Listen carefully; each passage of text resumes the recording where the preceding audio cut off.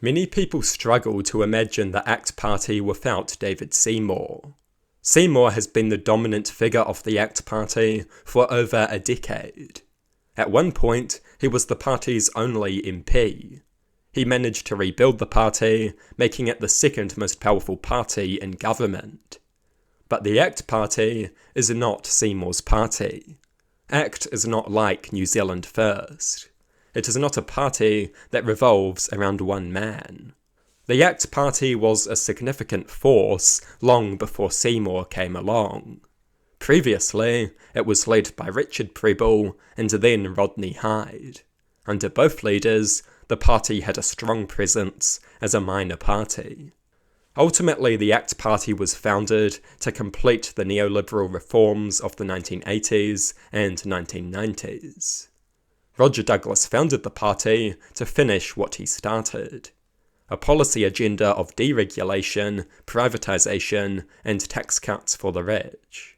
This policy agenda is the beating heart of the ACT Party, and it is an agenda that is strongly supported by many members of New Zealand's upper class. ACT is not a personality-based party. ACT is based on policy and upper class interests. For this reason, ACT will likely continue to be a political force long after Seymour steps down. Seymour's resignation would be a major blow to the party. Seymour is a very intelligent politician. He is a smart political strategist who has massively increased his party's power. He has mastered the art of creating culture wars. He has mastered the art of appealing to voters outside of ACT's traditional base. This has allowed him to gather far greater support which can be used to implement the economic agenda. There is no decent replacement for David Seymour. Brooke Van Velden has been established as the primary candidate, but she seems to be far less intelligent than he is.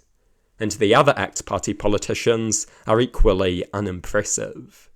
David Seymour is not charismatic at all, but he is a good strategist. So far, his fellow ACT politicians have failed to demonstrate his level of strategic thinking.